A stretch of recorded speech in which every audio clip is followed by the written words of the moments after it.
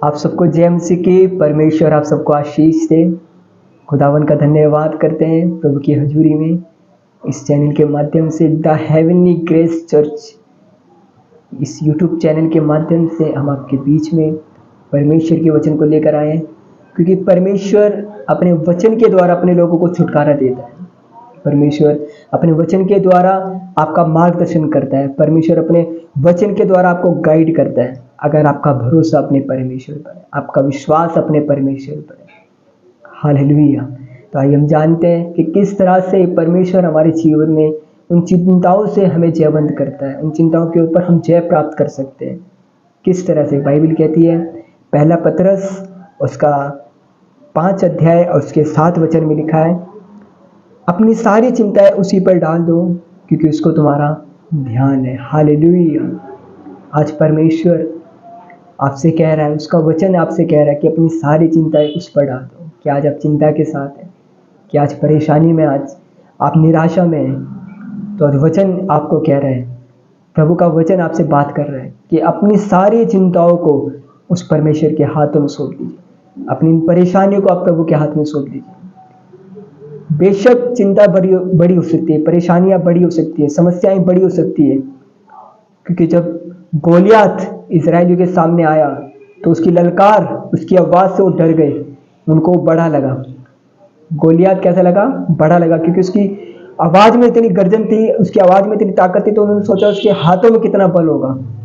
लेकिन दाऊद जो योद्धा था, जो जानता था जिसकी उपस्थिति में मैं रहता हूँ, जिसके सन्मुख में मैं बैठता हूँ, जिस परमेश्वर की मैं आराधना करता हूँ, जिस परमेश्वर की मैं स्तुति करता हूँ, वो मेरे साथ है। वो मेरी चिंताओं को दूर करने वाला है।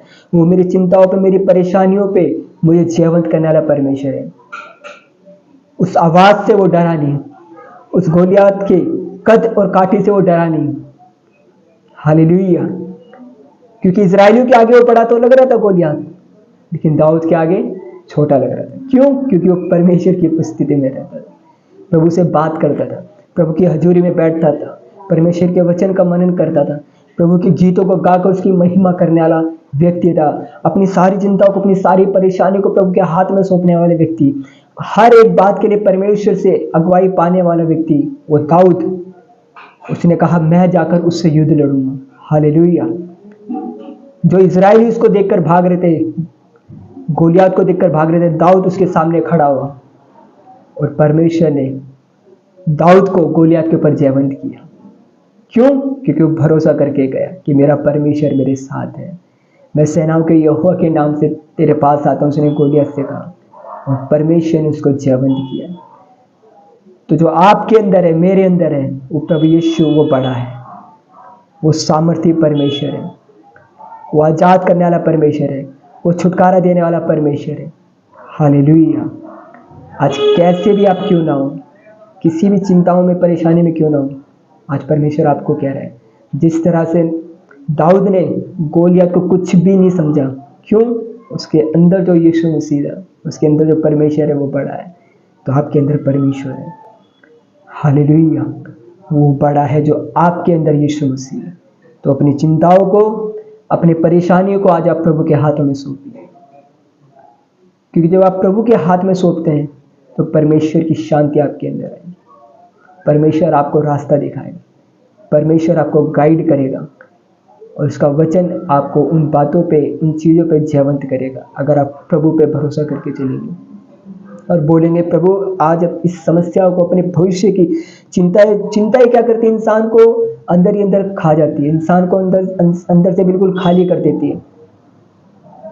लेकिन बाइबल कहती है कि अपने उन चिंताओं को जो तुम्हें क्या कर रही है, निराश कर रही है, परमेश्वर से दूर कर रही है, प्रभु के हाथ में सौंप कर प्रार्थना में लग जाइए। हालेलुया।